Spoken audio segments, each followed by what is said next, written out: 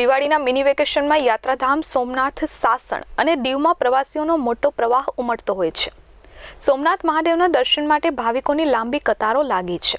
કોવિડની ગાઈડલાઇન્સના ધજાગરા ઉડ્યા હતા, તો બીજી બાજુ હોટલ, ગેસ્ટ હાઉસ ફૂલ થઈ ગયા છે. તો સાથે હોટલ સંચાલકો દ્વારા પ્રવાસીઓ પાસેથી ઊંચા ભાડા વસૂલી ઉઘાડી લૂંટ ચલાવતા પ્રવાસીઓમાં કચવાટ ઊભો થયો હતો.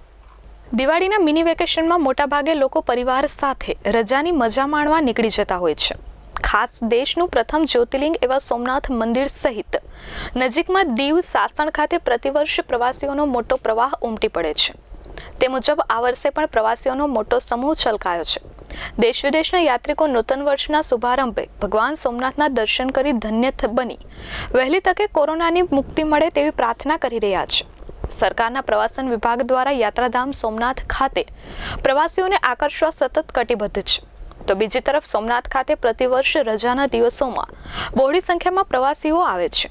ત્યારે સ્થાનિક હોટલ સંચાલકો દ્વારા પ્રવાસીઓ પાસેથી તગડી રકમના ભાડા વસૂલી ઉઘાડી લૂંટ ચલાવાતી હોવાની વ્યાપક ફરિયાદો પણ ઉઠી છે. કૌશિક કુમાર રસિકલાલ શાહ, અમે સુરતથી અહીંયા આવેલા છીએ અને અમને સોમનાથના દર્શન માટે આવ્યા હતા. લોકડાઉન દરમિયાન અમે લોકો થોડા ઘરમાં કંટાળી ગયેલા, પણ અત્યારે સોમનાથ આવ્યા તો અમને એવું લાગ્યું કે અહીંયા કોરોના જેવું કંઈ છે જ નહીં. મહાદેવની કૃપાથી કોરોના લગભગ અહીંયા દેખાતો નથી. પણ અહીંયા સોમનાથના ગેસ્ટ હાઉસ તમામ ફૂલ હોવાના કારણે અહીંયા હોટલના ભાડા થોડાક મોંઘા છે. પણ અમે પરિવાર સાથે આવ્યા તો થોડું મોંઘું લાગ્યું, પણ જો અહીંયા વ્યવસ્થા ગવર્મેન્ટ કરે તો વધારે સારું અને પર્યટકોને પણ મજા આવે. સાથે સાથે અમે લોકો સાસણ, ગીર ફર્યા, દીવ પણ ફર્યા. પણ અહીંયા ફરવા લાયક સારું છે. 5 દિવસનું મિની વેકેશન કરવું હોય તો સૌરાષ્ટ્રના પ્રવાસે અવાય જરૂર. ખાસ કરીને સોમનાથ મહાદેવના દર્શન કર્યા, શું પ્રાર્થના કરી છે આપે?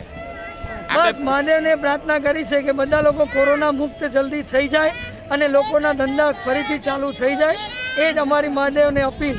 કોરોના મહામારીને લઈ હાલમાં દિવાળીના મિની વેકેશનમાં સોમનાથ ખાતે છેલ્લા સપ્તાહ દરમિયાન 1.5 લાખ લોકોએ દર્શનનો લાભ લીધો છે.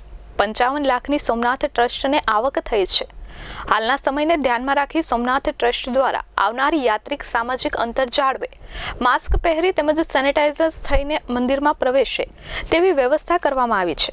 મિની વેકેશનમાં ટ્રસ્ટના તમામ અતિથિ ગૃહ ફૂલ થઈ જતા ટ્રસ્ટની આવકમાં પણ નોંધપાત્ર વધારો થયો છે. દિવાળીના મિની વેકેશન દરમિયાન યાત્રિકોનો ઘસારો સોમનાથ દર્શન માટે આવ્યું હતું. એમાં લગભગ 13 તારીખથી લઈને અત્યાર સુધી 1.5 લાખ લોકો દર્શન કર્યું છે. અને સરકારશ્રીની ગાઈડલાઇન પ્રમાણે કોઈ પણ વ્યક્તિ માસ્ક પહેર્યા વગર અંદર ના જાય, સેનિટાઇઝેશન થઈને અંદર જાય, સોશિયલ ડિસ્ટન્સિંગ જળવાય. જે સરકારશ્રીની ગાઈડલાઇન છે એ પ્રમાણે અંદર વ્યવસ્થા કરવામાં આવી છે.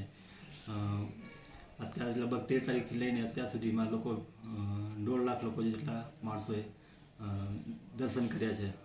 આજુબાજુને તીર્થસ્થાનો જોઈએ કે ટુરિસ્ટ સ્પોટ જોઈએ, જેમ કે દ્વારકા છે કે દીવ છે કે સાસણ છે, બધી જગ્યાએ ટુરિસ્ટનો ઘસારો અત્યારે રહેલું છે. સોમનાથ ટ્રસ્ટ દ્વારા જે ગેસ્ટ હાઉસ છે એમાં પણ સેનિટાઈઝ કરીને જ બધાને આપવામાં આવે છે. અને જેમાં અત્યાર સુધી લગભગ 13 તારીખની અત્યાર સુધી બધા ફૂલ છે. ઓક્યુપન્સી 100% લગભગ છે. ખાસ કરીને સોમનાથ ટ્રસ્ટની જો આવકની વાત કરીએ તો 13 તારીખથી લઈને અત્યાર સુધીમાં કેટલી આવક ગણી શકાય? 13 તારીખથી લઈને અત્યાર સુધીમાં લગભગ 55 લાખ રૂપિયા જેવી આવક થઈ છે.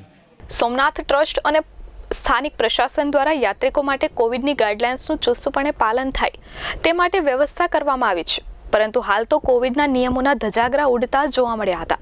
કોઈ ભય વગર યાત્રિકો બિંદાસ મંદિરમાં પ્રવેશ કરી રહ્યા છે. આવનારા સમયમાં ક્યારે કોરોનાનો વિસ્ફોટ થાય તે તો હવે સમય જ બતાવશે. ચેતન અપારનાથી એસ24 ન્યૂઝ, સોમનાથ.